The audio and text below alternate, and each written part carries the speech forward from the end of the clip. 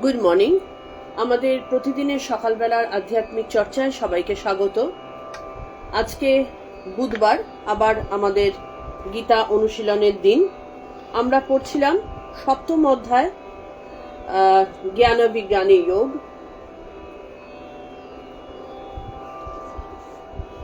এবং আমাদের পড়া হয়েছিল 22 নম্বর অবধি। আমরা 23 নম্বর থেকে পড়া শুরু করব।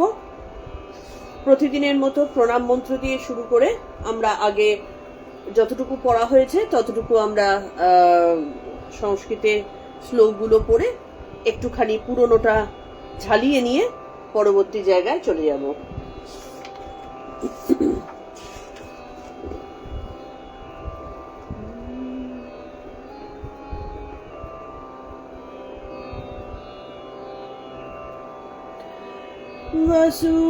वसुदेवसुतं देवं कंसचाणूरमर्दनं देवकी परमानन्दं कृष्णं वन्दे जगद्गुरुं कृष्णं वन्दे जगद्गुरुम्। ॐ श्री परमात्मने नमः। श्रीमद्भगवद्गीता अथ सप्तमोऽध्यायः। श्रीभगवानुवाच मया सक्तमनः पार्थ योगं युञ्जन्मदाश्रयः असंशयं समग्रं मां यथा ज्ञास्यसि तच्छृणु। ज्ञानन्तेऽहं सविज्ञानम् एदं वक्ष्याम्यशेषतः यज्ञात्वनेह भूयोऽन्यत् ज्ञातव्यमवशिष्यते। मनुष्याणां सहस्रेषु कश्चिदत्तति सिद्धये यततामपि सिद्धानां कश्चिन्मां वेत्ति तत्त्वतः। भूमिरापो नलो वायुः खं मनो बुद्धिरेव च अहंकार इत्ययं मे भिन्ना प्रकृतिरष्टधा। अपरियमितस्त्वान्यां प्रकृति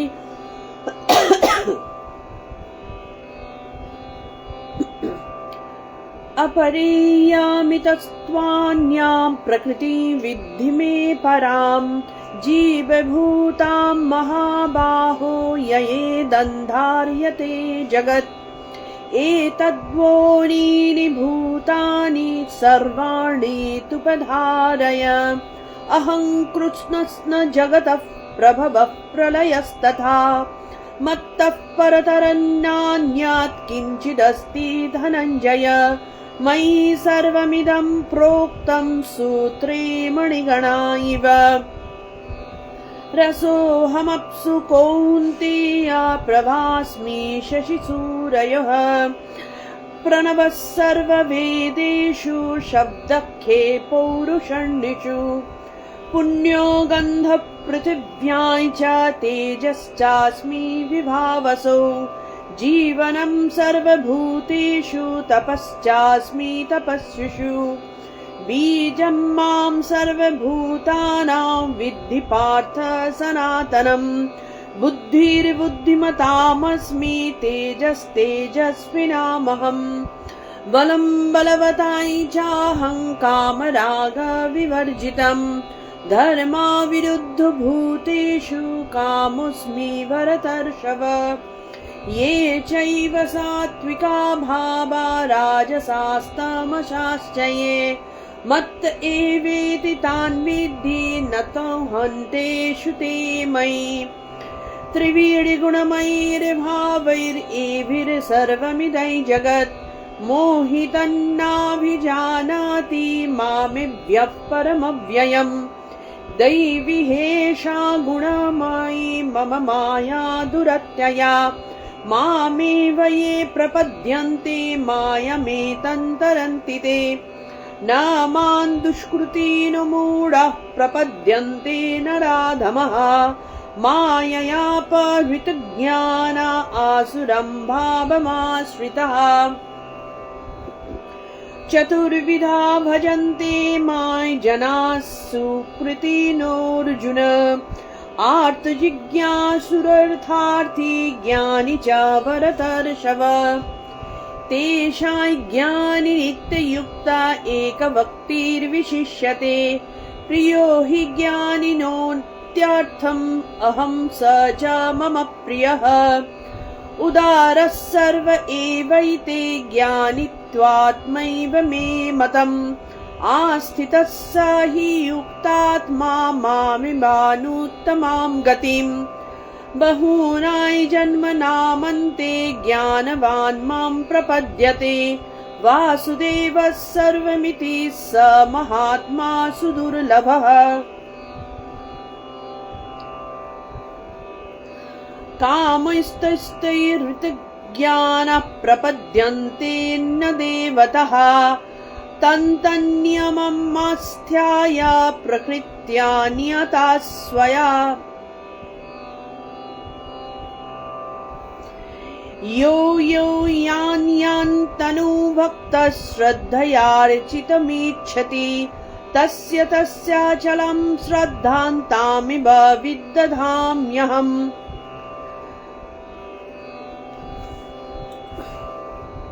स तया श्रद्धया युक्तस्तस्य राधनमीहते लभते च ततः कामान् मयेव विहितान् हितान्। আমাদের এই 22 নম্বর অবধি পড়া হয়েছিল। 22 নম্বরটা একটু জাস্ট মনে করে নি। স তয়া শ্রদ্ধয়া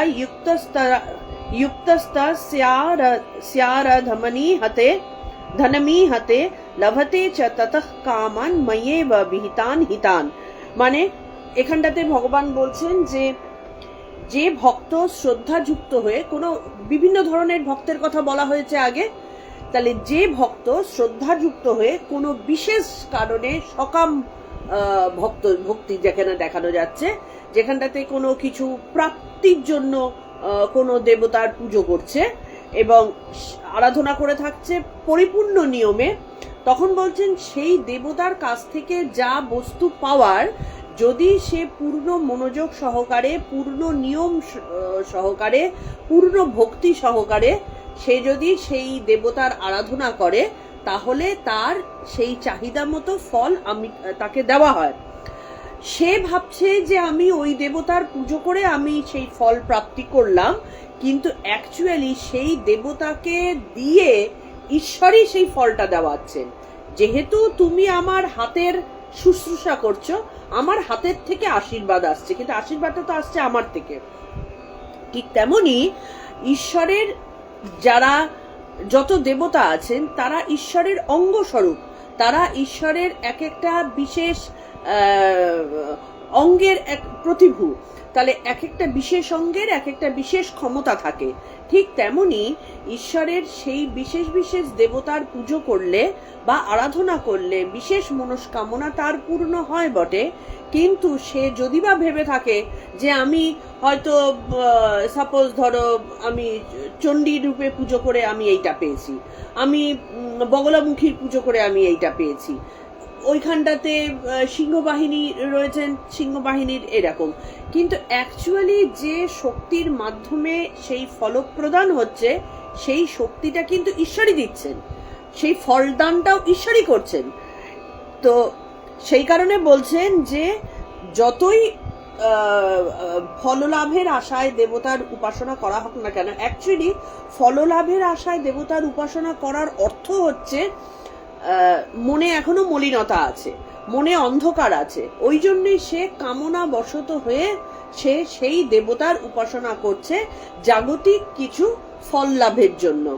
তো ঠিক আছে, সে তো আফটার অল খারাপ কাজ করছে না, সে তো ভালোই কাজ করছে, সেই জন্য ঈশ্বর তাকে ফল দান করেন।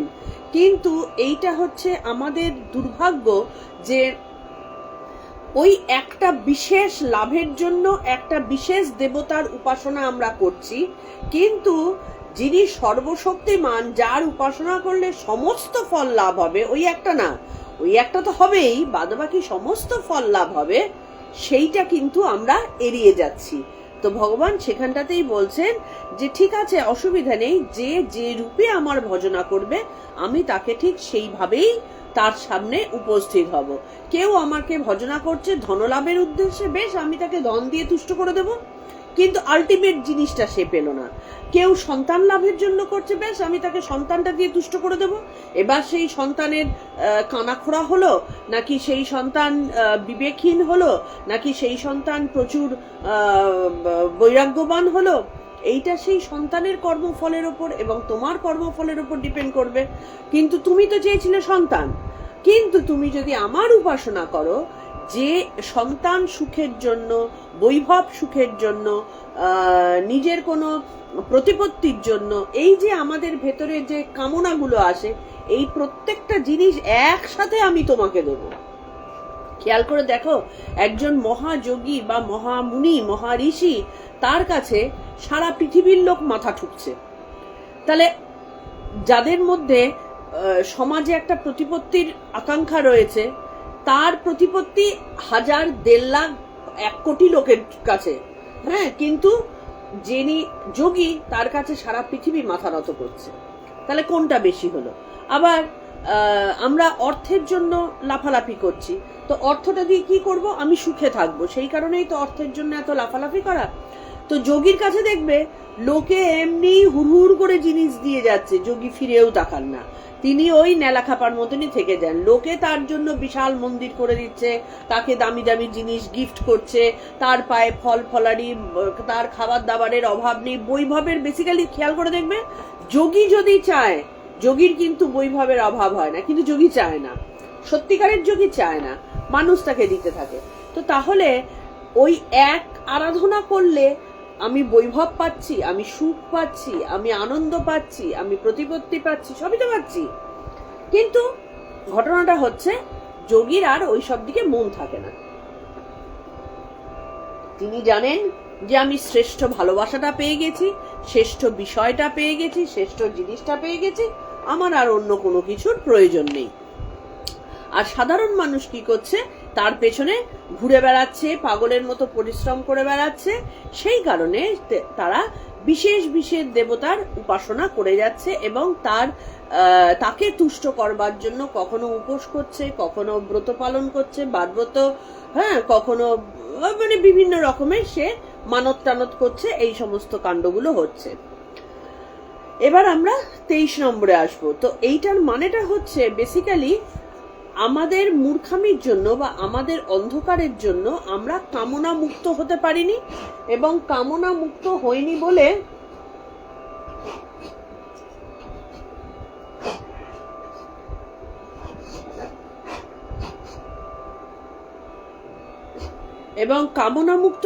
বলে আমাদের কোনো দেবতার যে উপাসনা সেটা কিছুটা আত্মকেন্দ্রিকই হয়ে থাকে, নিঃস্বার্থ হয় না।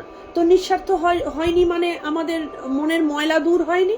যেদিন ময়লা দূর হবে সেদিন নিঃস্বার্থভাবে যিনি প্রভু, তার চরণেই আমরা পুরোপুরি নিজেকে নিবেদন করব। তো এইটা হয়ে গেল আমাদের 22 নম্বর। 23 নম্বর থেকে আজকে আমরা পড়ব। তো ভগবানও সেই কারণে পুরস্কার স্বরূপ যে যেভাবে ভজনা করছে তাকে সেই রূপ ফল দান করছেন। এবার আমরা যাব 23 নম্বরে।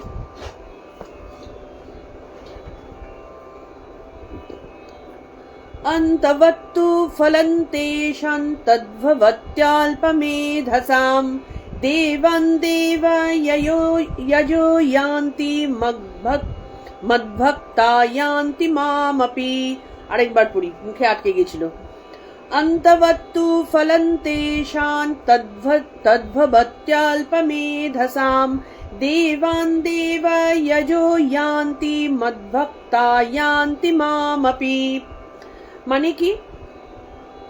কিন্তু এবার ভগবান বলছেন কিন্তু এই যে তদ্ভক্ত্যল্পমেধসাম, অল্প মেধসাম মানে অল্প বুদ্ধি সম্পন্ন তাদের, তেষাং মানে তাদের, তৎ সেই, ফলম মানে আরাধনা লব্ধ ফল, অন্তবৎ মানে অল্প ক্ষণস্থায়ী, অল্প সময়ের জন্য সেটা থাকে, ভবতি মানে হয়, দেব যজঃ মানে দেবতার উপাসকগণ, দেবান দেবগণকে ইয়ান্তি প্রাপ্ত হন, সেই দেবতাকে প্রাপ্তি তার হয়।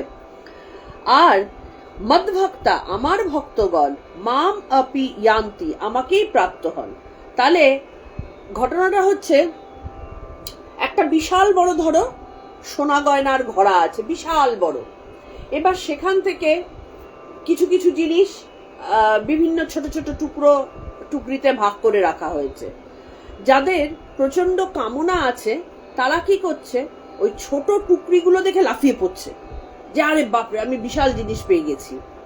কিন্তু যে দৃঢ় প্রতিজ্ঞ, যে জানে যে না এই ছোট টুকরিটাই কিন্তু আসল নয়, যেখান থেকে আসল তৈরি হচ্ছে বিশাল বড় যে গামলা যার মধ্যে কনস্ট্যান্ট এসেই যাচ্ছে, যেখানটাতে ছোট টুকরিতে ভাগ করে দেওয়ার পরেও আবার ভর্তি হয়ে যাচ্ছে, আমি সেইটা নেব, তাহলে আমার শ্রেষ্ঠ নেওয়াটা হবে। এটা হচ্ছে বুদ্ধিমানের লক্ষণ।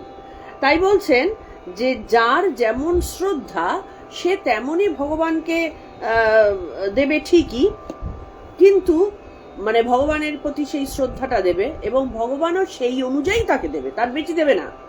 একদম নিক্তি ওজনে বিচার থাকে, ঠিক যেটুকু শ্রদ্ধা সেইটুকু ভগবানের দান, যেটুকু কামনা সেটুকু ভগবানের দান। ওই জন্য তো খুব বুদ্ধি করে ভগবানের কাছে চাইতে হয়। ভগবানের কাছে যারা বোকার মতন হুড়হুড় করে চেয়ে ফেলে না, বেসিক্যালি আমরা বোকার হদ্দ। ভগবান কিন্তু ঠিক সেইটুকু দিয়ে দেবেন। আমি চাইছি আমার স্বামীর যেন ইয়েতে উন্নতি হয়, অফিসে উন্নতি হয়, ভগবান ঠিক সেই উন্নতিটা দেবেন। কিন্তু তার সাথে উল্টো দিক থেকে দেখবে সে আর বাড়িতে সময় দিতে পারছে না, সে খিটখিটে হয়ে যাচ্ছে, হ্যাঁ, তার যে পারিবারিক শান্তিটা ছিল সেইটা নেই, কারণ তার অফিসে বস তাকে ঝামেলা করছে, তাকে আরো বেশি খাটাচ্ছে, পরিশ্রম করাচ্ছে, পারিবারিক শান্তিটা নষ্ট হয়ে গেল। তো সে যেটা চেয়েছিল সেটা কি ভগবান দিলেন না? হ্যাঁ দিলেন তো, তার প্রমোশন দিলেন তো, কিন্তু বাদ বাকি জিনিসগুলো কিন্তু আর দেবেন না। তার মানে কি, ওই যেদিন প্রমোশন হয়েছে সেই দিনটাতে তার খুব আনন্দ, বাড়িতে মিষ্টি টিষ্টি খাওয়াখাই হলো, বন্ধু বান্ধবদের ডাকাডাকি হলো, একসাথে ফ্যামিলি মিলে কত আনন্দ হলো। ঠিক তারপরের দিন থেকে ব্যাস আর ফ্যামিলি তাকে চোখেই দেখতে পাচ্ছে না। কি তোমার ধরো আমার ছেলে যেন লেখাপড়ায় উন্নতি করে, আমার ছেলে যেন জীবনে বড় জায়গায় দাঁড়ায়, মা চাইছে, খুব স্বাভাবিক চাহিদা, সব মাই চায়। সেই ছেলেকে তো একেবারে জীবনের শ্রেষ্ঠ জায়গায় নিয়ে এসে দিল, ভগবান কিন্তু দেবেন, সেইভাবে প্রাণ ভরে ডাকলে ভগবান দেবেন।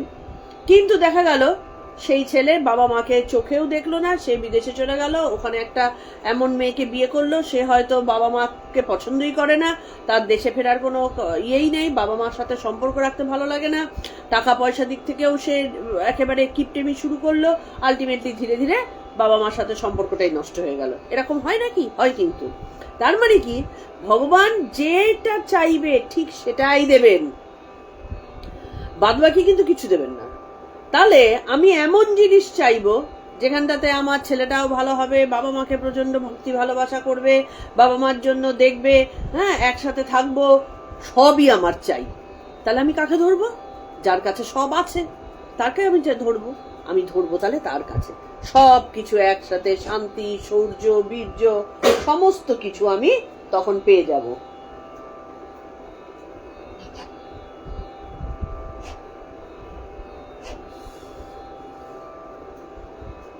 বসো, সিট মোমো, সিট।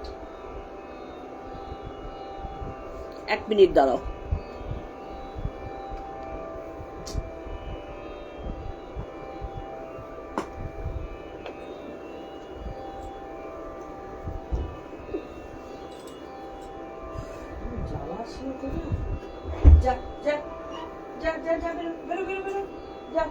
ওদিকে যাও।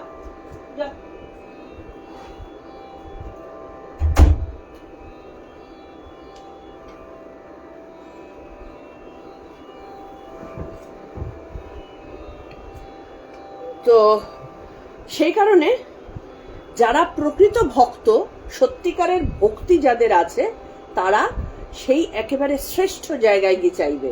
তারা বলবে যে ভগবান তোমার অন্তরে আমাকে স্থান দাও, তোমার হৃদয়ে আমাকে স্থান দাও, তোমার সাথে আমার যেন কোনো রকম আর ছাড়াছাড়ি না হয়, আমার যা ভালো তুমিই বুঝবে, দায়িত্বটা তাকে দিয়ে দিলাম, আমার যা ভালো তুমিই বুঝবে, আমার দরকার নেই এই ছোট ছোট জিনিস চাওয়ার, কারণ আমি বুঝবো না আমার সত্যিকারের কি চাহিদা। আমাদের তো অনন্ত চাহিদা থাকে, তো সেই চাহিদার কখনো কি দিয়ে দিলে তার চাহিদা কমবে সেটা আমাদের ধারণা নেই। তার থেকে আমার কি চাহিদা, আমি কোনটা পেলে খুশি হব, আমার কোনটা পেলে আনন্দ হবে, জীবনে ভালো হবে, তুমি দায়িত্বটা নাও, কারণ তুমি তো সব জানো। তো সেই কারণে যার যেমন শ্রদ্ধা বলছেন, অল্প বুদ্ধি যাদের, তারা কি করে ওই আরাধনার দ্বারা ওই সামান্য জিনিসটা চায় এবং সেটা ক্ষণস্থায়ী।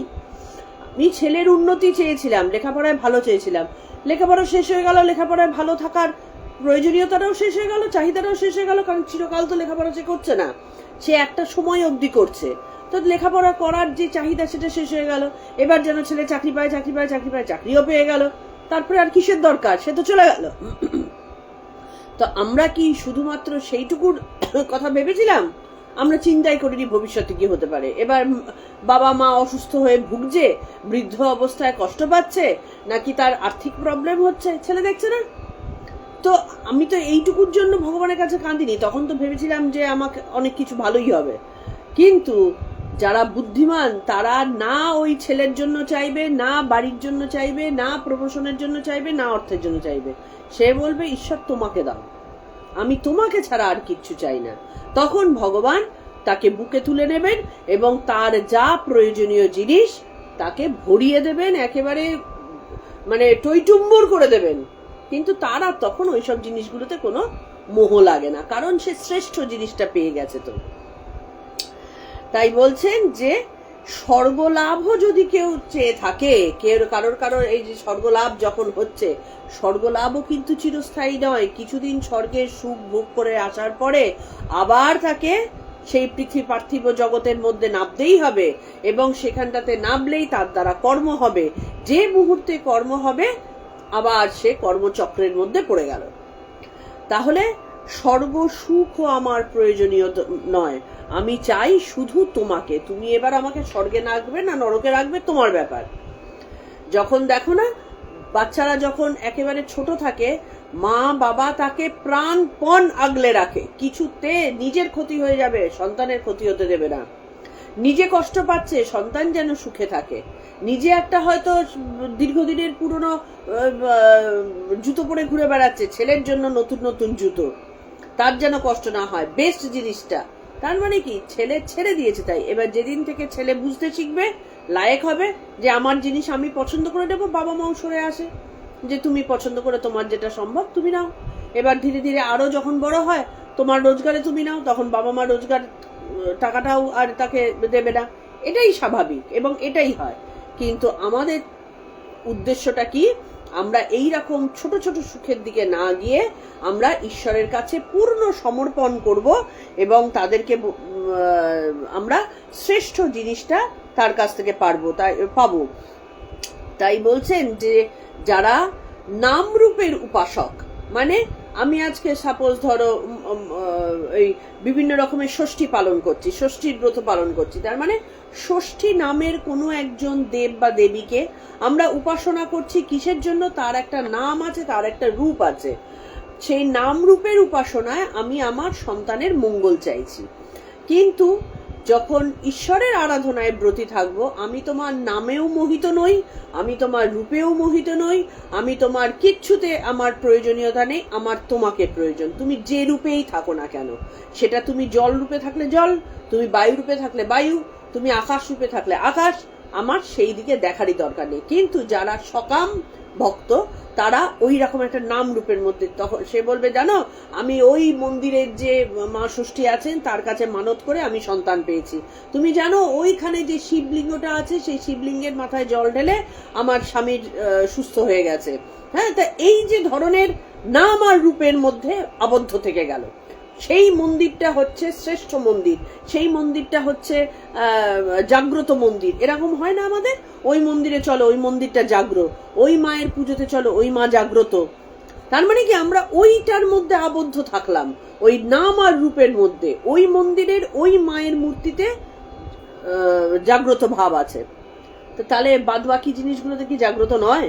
এটা আমরা একটু বোকামি করে ফেলি না, তাই বলছেন অল্প বুদ্ধি। যে অন্যগুলোতে এই মূর্তির মধ্যে ঈশ্বর জাগ্রত, বাদবাকিগুলোতে জাগ্রত নন, বাদবাকিগুলোতে ঈশ্বর মৃত, কখনোই না।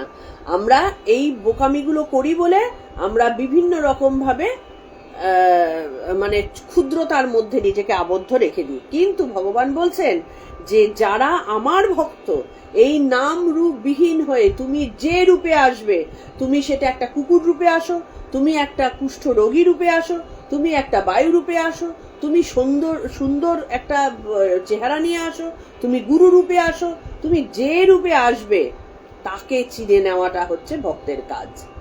আমি তার মধ্যে থেকেই তোমাকে আমি দেখতে পাচ্ছি।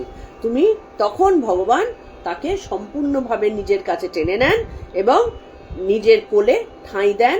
যা কিছু প্রয়োজন, জাগতিক, মহাজাগতিক, ভৌতিক, আধিভৌতিক যা কিছু হতে পারে সমস্ত কিছু দিয়ে তাকে পূর্ণ করে দেন। তাই বলছেন জ্ঞানী ভক্ত। এই কাজটা করবে কে? আমাদের মতো অল্প বুদ্ধি লোকে তো করবে না, করবে জ্ঞানীরা, যাদের মধ্যে বিবেক আছে। বিবেক মানে বিচার বুদ্ধি আছে, যে এইটুকুর মধ্যে, এই মন্দিরটুকুর মধ্যে, এই জাগ্রত রূপটার মধ্যে দেবতা বা ভগবান আবদ্ধ নন। এইটুকু জায়গায় তার ক্ষুদ্রতাকে বিচার করা যায় না। এই বিচার ক্ষমতা যার মধ্যে আছে সে জ্ঞানী, আমরা অজ্ঞানী। আচ্ছা, তাই ভগবান বলছেন দেবতার উপাসকেরা তাদের উপাস্য দেবতার কাছে যান, কিন্তু আমার ভক্তরা আমার কাছে আসে। এটাই হচ্ছে মানুষের ধর্ম। আচ্ছা, আমি দেখে নিই এর মধ্যে আর কিছু এক্সট্রা আছে কিনা।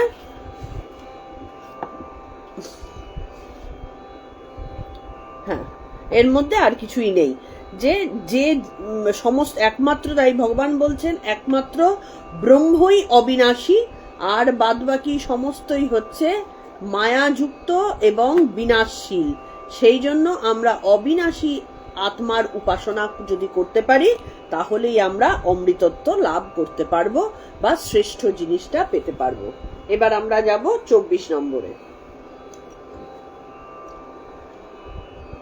अव्याक्तं व्याक्तिमापन्नं मन्यन्ते माम बुद्धयः परं भावमजानन्तो ममाव्यायमनुत्तमम्। अव्याक्तं व्याक्तिमापन्नं मन्यन्ते माम बुद्धयः परं भावमजानन्तो ममाव्यायमनुत्तमम्। মানে অবুদ্ধয় মানে বুদ্ধিহীনগণ, অবিবেকীগণ, যাদের মধ্যে বিবেকের অভাব আছে, মানে বিচার ক্ষমতার অভাব আছে। মম মানে আমার, অব্যয়ম অক্ষয় বা নিত্য, অনুত্তমম মানে সর্বোত্তম সর্বশ্রেষ্ঠ, পরম ভাবম পরম স্বরূপকে, অজানন্ত না জেনে, যারা মূর্খ, বুদ্ধিহীন, অবিবেকী এবং বিচার ক্ষমতা শূন্য, এই সমস্ত ভক্তগণ কি হয়, আমার নিত্য অক্ষয় শাশ্বত যে স্বরূপ সেটাকে না জেনে অব্যক্ত অপ্রকাশিত, হ্যাঁ, যা অব্যক্ত অপ্রকাশিত, ওরকম ভাবে ঝট করে চাইলেই দেখা যায় না। এই মা কালীর মূর্তিটাকে আমি দেখতে পাচ্ছি, চোখের সামনে মূর্তিটা রয়েছে, কেউ হয়তো কি বলে একটা ওম, সেটাকেই আমি পুজো করছি, দেখতে পাচ্ছি, কিন্তু ঈশ্বর ওই ওমের ওই চেহারাটার মধ্যে আবদ্ধ না, ঈশ্বর ওই মূর্তিটার মধ্যে আবদ্ধ না, সেইটা অপ্রকাশিত। ঈশ্বর অপ্রকাশিত, আবার ভক্তের চাহিদা মতো প্রকাশিতও হন। আমাকে ব্যাক্তিম আপন্নম মানে মনুষ্য ভাবপ্রাপ্ত মন্যতে, আমাকে সাধারণ মানুষ মনে করে। এটা ভগবান শ্রীকৃষ্ণ অর্জুনকে বলছেন। তো সেই কারণে কি বলছেন, এই শ্রীকৃষ্ণর মানুষ রূপ ধরেছিলেন, তিনি অবতার পুরুষ ছিলেন। এখানে অবতার পুরুষ হিসেবে তিনি বলছেন যে যারা অবিবেকী তারা আমার যে অব্যয় সর্বোত্তম স্বরূপ সেটা না জেনে এই মানুষ রূপে আমাকে গণ্য করে, মানুষ ভাবাপন্ন বলে আমাকে বিবেচনা করে। এবার ব্যাপার হচ্ছে, তাহলে শ্রীকৃষ্ণ কি মানুষ ছিলেন না? ভগবান ওই যে বললাম ভক্তের প্রয়োজনে, ভগবানের লীলার প্রয়োজনে তিনি মানুষ রূপ ধারণ করেন বা জীব রূপ ধারণ করেন। তিনি সবসময় যে মানুষ রূপ ধারণ করেছে তা তো না। অবতার রূপে আমরা যখন অবতারবাদের কথা বলেছি তখন আমরা এই কুর্ম অবতার, মৎস্য অবতার, হ্যাঁ, এগুলো কাকে বলে যে শ্রেষ্ঠতম সেই অবস্থা, যখন মানুষের ওই ডারউইন থিওরি অনুযায়ী যখন মানুষের জীবের যখন উন্নতি ঘটছে, এককোষী থেকে যখন আরো উন্নততম জায়গায় উপস্থিত হচ্ছে, তার মধ্যে শ্রেষ্ঠ যেখানটাতে ঈশ্বরের প্রকাশ বেশি, তিনি তার মানে অবতার রূপে আমাদের জগতে এসেছিলেন। তাহলে এবার যখন শ্রীকৃষ্ণ রূপে বা রামচন্দ্র রূপে তারা যখন পৃথিবীতে এসেছেন, তখন সাধারণ মানুষ কি মনে করছে, এ তো রামচন্দ্র, এ তো শ্রীকৃষ্ণ, এ তো যুদ্ধ করে, এ তো ননি চুরি করে, এ তো রাসলীলা করে, এই সমস্ত জিনিসগুলো দেখেছে। কিন্তু তারা জানতেও পারেনি, দেখতেও পারেনি যে সেই মানুষ রূপটা তারা শুধু ধারণ করেছেন, আসল তার মধ্যে অব্যক্ত এবং যে বিশালত্ব সেইটা কিন্তু তিনি চাপা দিয়ে রেখেছেন, তিনি অপ্রকাশিত হয়ে আছেন। একমাত্র অর্জুনের কাছে তিনি যখন নিজের স্বরূপ পূর্ণরূপে প্রকাশ করলেন, তার বিশ্বরূপ দর্শন করালেন, তখন অর্জুন বুঝতে পারলেন যে তার আসল ব্যাপারটা কি। কিন্তু এটা হচ্ছে তার মানে ভগবান শ্রীকৃষ্ণ মনুষ্য রূপে তার মধ্যে ঈশ্বরের পূর্ণ প্রকাশ, ঈশ্বরের পূর্ণ জিনিস তার মধ্যে ছিল, কিন্তু তিনি সকলের কাছে অপ্রকাশিত হয়েছিলেন। সেই জন্য বলছেন যে ভগবান যদি স্বয়ং মুক্তিদাতা হন, তাহলে জীব কেন তাকে ছেড়ে অন্য দেবতার পুজো করে, অন্য দেবতার আরাধনা করে কেন?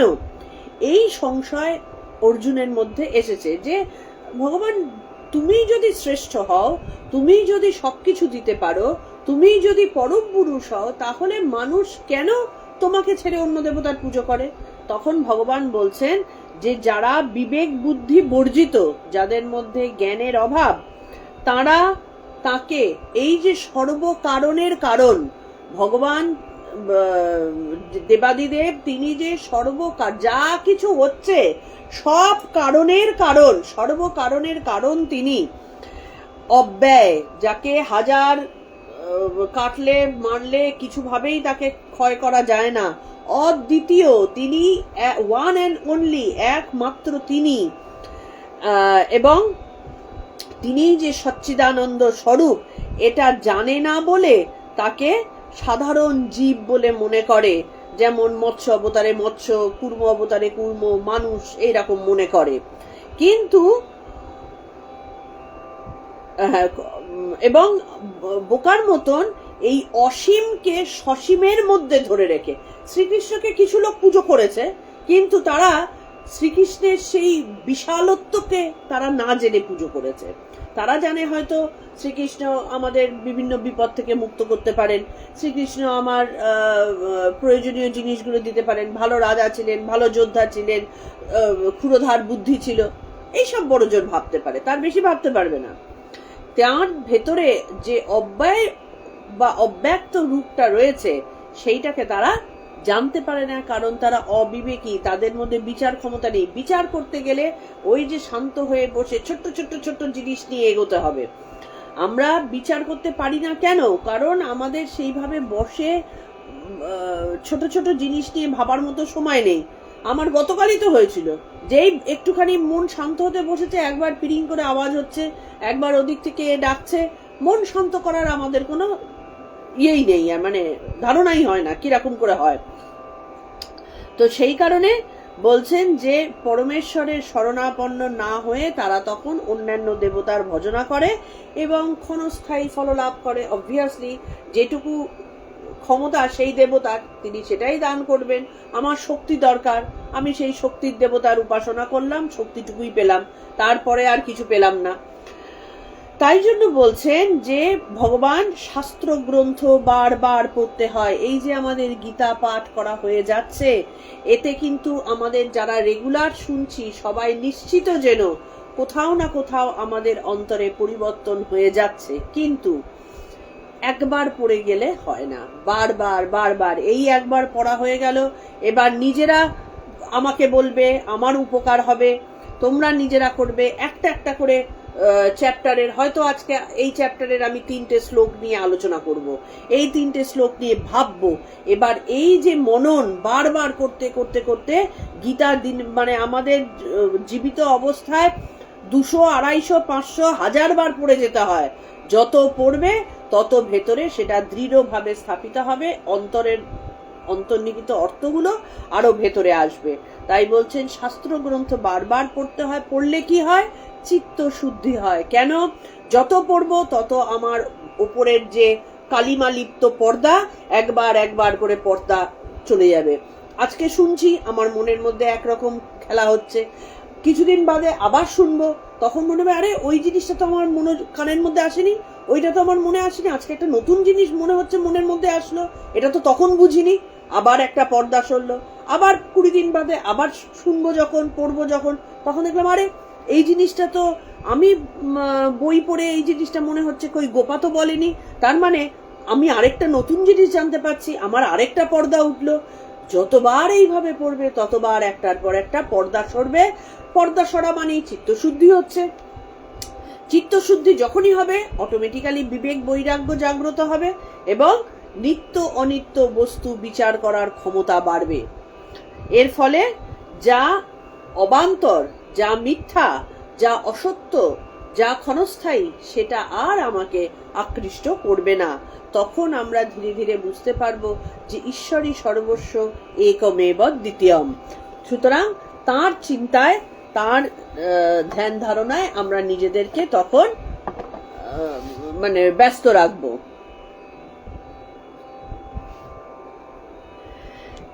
এখানে বলছেন যে যতক্ষণ আমাদের মধ্যে এই বিচারের ব্যাপারটা না আসবে, আমরা বারবার পড়বো না, ততক্ষণ বোঝা যাবে যে আমাদের দেহ ভাব থেকে যাচ্ছে। যতক্ষণ দেহ ভাব কথাটা মানে শুধু কি আমার হাত পা না, দেহ ভাব কথাটার মানে আমার কামনা যুক্ত শরীর সর্বস্ব জীবন।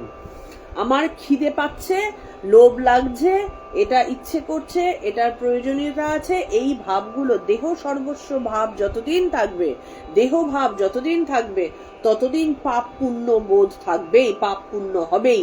আমার আজকে গরম লাগছে, আজকে আমার ঠান্ডা লাগছে, আজকে আমার এইখানে অসুবিধা হচ্ছে, ওইখানটাতে সুবিধা হচ্ছে, এইটা যতদিন থাকবে ততদিন আমাদের মধ্যে ভুল হবেই, আমাদের দ্বারা কর্ম হবেই। কারণ মনে কর্ম হোক, শরীরে কর্ম হোক, হবেই কর্ম, এবং তার দ্বারা আমরা বিভিন্ন ফল লাভ করবই, এবং কর্মচক্রের মধ্যে আমরা বারবার ঘুরতে থাকবো। সেই কারণে দেহাতীত অবস্থা, দেহাতীত ভাব আমাদের আসবে না। এই যে হিমালয়ে এত বড় বড় সাধুরা তপস্যা করেন, বহু সাধু সন্ন্যাসী আছেন কিন্তু হিমালয়ের ঠান্ডায় তপস্যা করে যাচ্ছেন। লোকে বলে তারা ওই শঙ্খিনী নামে কি একটা যেন ইয়ে আছে, সেইটা তারা গ্রহণ করেন, বিভূতি মেখে থাকেন, সেই কারণে ঠান্ডা লাগে না। যাও তো দেখি যেখানটাতে -15, -30, -25 ডিগ্রি টেম্পারেচার, সেখানটাতে আমরাও বিভূতি মেখে কতক্ষণ বসে থাকতে পারি? হয় না ওটা, ওগুলো কাজের কথা না। ওইটা করতে গেলে দেহাতীত, দেহ বোধ থেকে অতীত হতে হয়, তবেই গিয়ে ওই রকম ঠান্ডার মধ্যে, ওই রকম গালে মাথায় চুলে বরফ জমে যাচ্ছে, সেই অবস্থায় তারা নিশ্চিন্তে, তাদের কোনো ইয়েই নেই, দেহবোধই নেই, তারা ওই অবস্থায় যেতে পারেন। হ্যাঁ, আচ্ছা,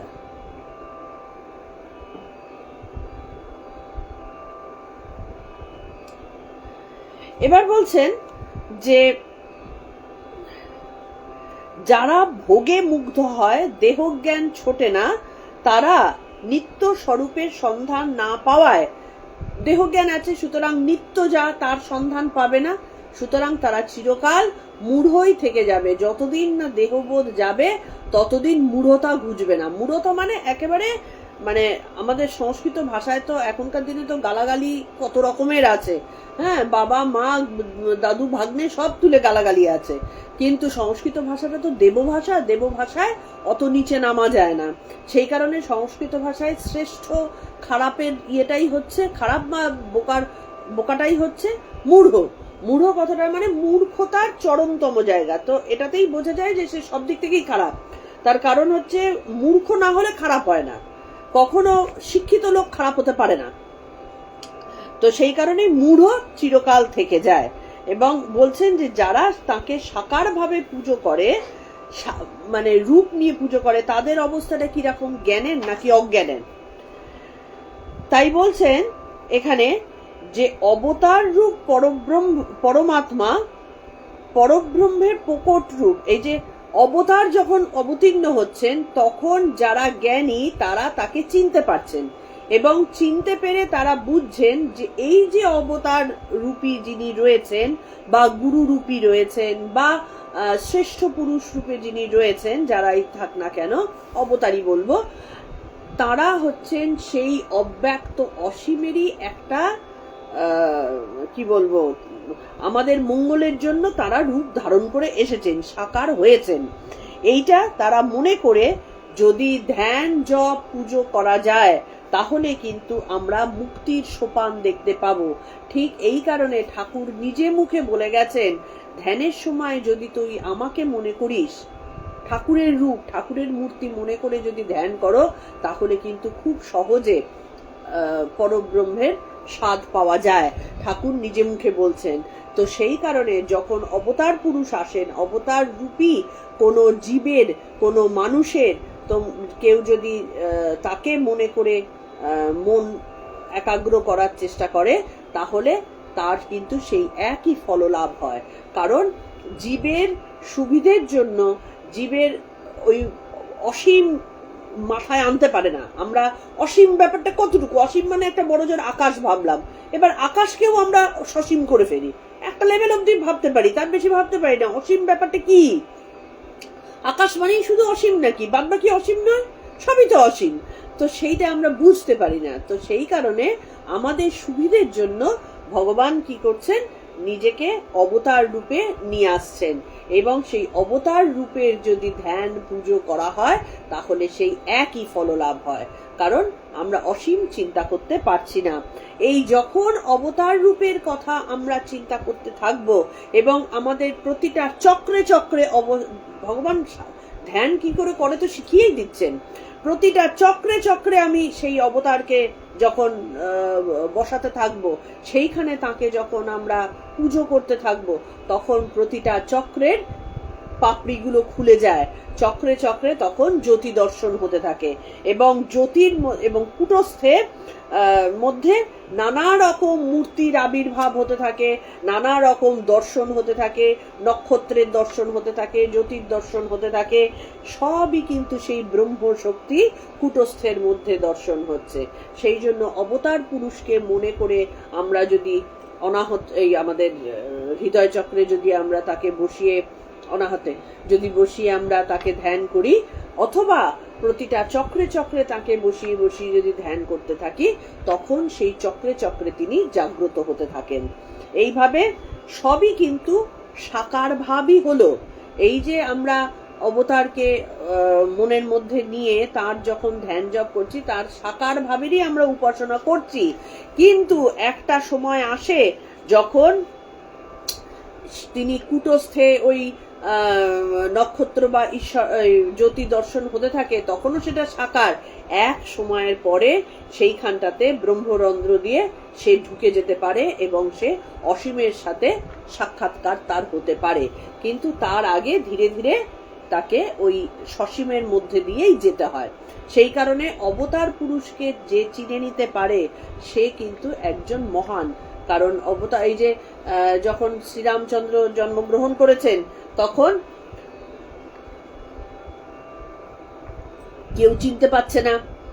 সবাই জানে রামলালা একটু বড় হয়েছে, প্রভু রাম, কিন্তু নারদ চিনতে পেরে গেছেন। নারদ বলছেন যে না, তুমি তো এই সেই জিনিস নাও, তোমাকে তো চেনা যাচ্ছে।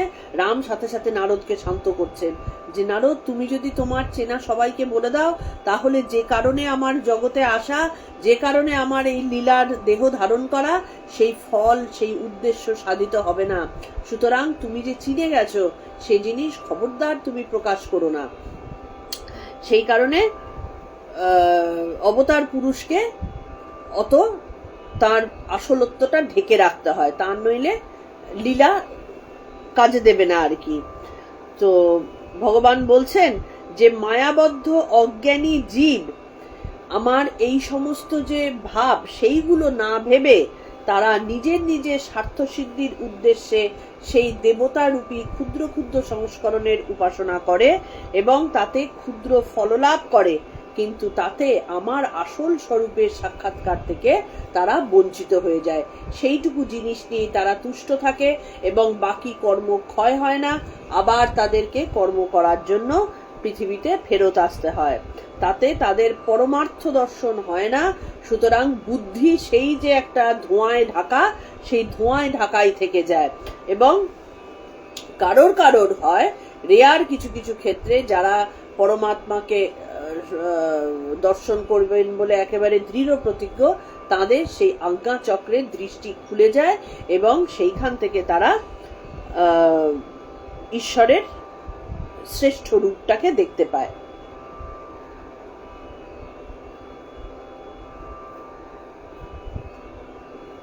এখানে উদাহরণ দিচ্ছেন, দুধে ঘি আছে, দুগ্ধে ঘৃত আছে, এটা সাধারণ দৃষ্টিতে আসে না। এই চতুর্দিকে আমাদের সর্বত্র যা আমরা দেখতে পাচ্ছি সেখানে ঈশ্বর আছেন, আমরা সাধারণ চোখে দেখতে পাচ্ছি না। কিন্তু সেই দুগ্ধকে যখন মন্থন করা হয় তখন তার মধ্যে থেকে ওই ননি ভেসে ওঠে এবং সেটাকে জাল দিয়ে ঘি তৈরি করা হয়। ঠিক তেমনি চতুর্দিকে ভগবান রয়েছেন, ঈশ্বর রয়েছেন, এটা আমরা মন্থন করি না বলে তাকে আমরা ধরতে পারি না। মন্থন করলে, সেটাকে জাল দিলে, সেটাকে নিয়ে কাজকর্ম করলে আমরা ঈশ্বরের স্বরূপ অবশ্যই উপলব্ধি করতে পারি। এই হচ্ছে আজকে আমাদের 23-24 দুটো আজকে আমরা পড়লাম। আমাদের আর খুব সামান্য একটু সময় আছে, সেই জন্য আমি আর আজকে পরবর্তী 26 নম্বরে যাচ্ছি না। আজকে 24 আর 25ই আমরা পড়লাম এবং এর মধ্যে আমরা কি পড়লাম, যে আলটিমেটলি আমরা আমাদের বোকামির কারণে, আমাদের মূঢ় চরিত্রের কারণে আমরা এই যে অর্জুন জিজ্ঞেস করছেন যে সবই যদি বুঝলাম কিন্তু লোক জেনে শুনেও তোমার উপাসনা করে না কেন, কেন ওইরকম ক্ষুদ্র ক্ষুদ্র দেবতার উপাসনা করে, তখন ভগবান বলছেন এটা তাদের মূঢ়তা, তাদের বোকামি। কারণ তারা ওই ধৈর্য স্থৈর্য নেই যে আমার উপাসনা করলে আলটিমেটলি শ্রেষ্ঠ ফল লাভ করবে, তার জন্য একটু ধৈর্য তো লাগে। আর এই ক্ষুদ্র দেবতার উপাসনা করলে কি হয়, চটজলদি কিছু ফল লাভ করা যায়, কিন্তু সেটা চটজলদি আবার শেষও হয়ে যায়। সুতরাং মানুষ ছটকা জিনিসে বিশ্বাস করে। ওই জন্যই না আয়ুর্বেদ থেকে আজকে আমাদের এত অ্যালোপ্যাথিক ট্রিটমেন্টগুলো এসেছে। বড় বড় ডাক্তারেরা টাকা রোজগার করে একদম বিশাল হয়ে যাচ্ছে, কিন্তু রোগ সারছে কি? কিন্তু সেই আয়ুর্বেদিক জীবনে, আগেকার দিনের মতো জীবনযাত্রায় যদি আমরা অভ্যস্ত থাকতাম, আমাদের শরীর সর্বরোগ মুক্ত থাকতে পারত। তো সেই ধৈর্য, সেই স্থৈর্য আমাদের আছে কি? আমাদের নেই। আমরা মানে ম্যাজিকে বিশ্বাস করি, তো সেই কারণে ম্যাজিকের মতো হয়, আবার ম্যাজিকের মতোই উড়েও যায়। কিন্তু যদি ভগবানে আমাদের পরম সত্যে যদি আমাদের মন থাকে, তারা হচ্ছে একমাত্র জ্ঞানী, তারা হচ্ছে একমাত্র স্থিতধী, তারা সেই ধৈর্য সহকারে ভগবানের উপাসনা করে তারা ঈশ্বরের পরম প্রাপ্তি হন এবং যা কিছু জাগতিক, মহাজাগতিক, ইহজাগতিক সব কিছু সুখের ফল লাভ করে থাকেন। কারণ তারা ঈশ্বরের সাথে তাদের সব থেকে দৃঢ় একটা কানেকশন তৈরি হয়, সেই কারণে তারা সর্বসুখ লাভ করেন। তা আজকে আমাদের এইটুকুই। আমরা আজকে পড়লাম হচ্ছে 23, 24, 23 আর 24 এই দুটো আমরা আজকে পড়লাম। হ্যাঁ, 23 আর 24 দুটো পড়লাম। এরপরে আমাদের এই যে 25, 26 বা খুব অল্পই আর বাকি রয়েছে, সেগুলো কিন্তু আমাদের খুব বড় বড় নয়, মানে একই ধরনের কথা একই রকম ভাবে বারবার বলা হয়েছে। আর এখানে মাত্র 30টা শ্লোক রয়েছে। তো আমাদের অলরেডি 25 অবধি পড়া হয়ে গেছে, 24 অবধি পড়া হয়ে গেছে। তো সেই কারণে ছোট ছোট শ্লোকগুলো খুব বেশি বড় নয়, ব্যাখ্যা নয়, তো আমাদের তাড়াতাড়ি হয়ে যাবে। কিন্তু তোমাদের সবার কাছে আবারও অনুরোধ করি, পুরনোগুলো মাঝে মধ্যে আমাদের ইউটিউব চ্যানেল থেকে খুলে খুলে শুনো। হ্যাঁ, আমারও তাতে তোমাদের যদি কোনো প্রশ্ন থাকে, কিছু বলার থাকে, তোমাদের কিছু উপলব্ধি থাকে, সেগুলো যদি তোমরা আমার সাথে শেয়ার করো, নতুন করে শুনো, যে বললাম না বারবার শুনলে নতুন নতুন জিনিস বেরিয়ে আসবে, তো সেটা যদি করো তাহলে আমারও নিজের উন্নতি ঘটে। কারণ আমি তো এখানটাতে দেখো একজন টিচার হিসেবে আসিনি, আমি এখানে এসেছি আমার আত্ম উন্নতির উদ্দেশ্যে। এই বলতে গেলে নিজের মধ্যে যে উন্নতি ঘটে, যে ভুল ত্রুটিগুলো শুধরে যায়, সেটাই আমার উদ্দেশ্য।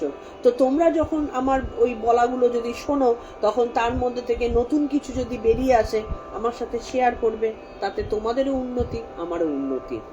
আজকে তাহলে এখানেই শেষ করছি আমাদের প্রণাম মন্ত্র দিয়ে। পরের দিনের নোটিশের জন্য তোমরা অপেক্ষা করো। ओम तत्सदिति श्रीमद्भगवद्गीतासु उपनिषत्सु ब्रह्मविद्यायां योगशास्त्रे श्रीकृष्णार्जुन संवादे ज्ञान विज्ञान योग नाम सप्तमोऽध्यायः। ओम श्री कृष्णार्पणमस्तु। ओम श्री कृष्णार्पणमस्तु। ओम श्री कृष्णार्पणमस्तु। ভালো থেকো সবাই, পরের দিনের নোটিশের জন্য অপেক্ষা করো।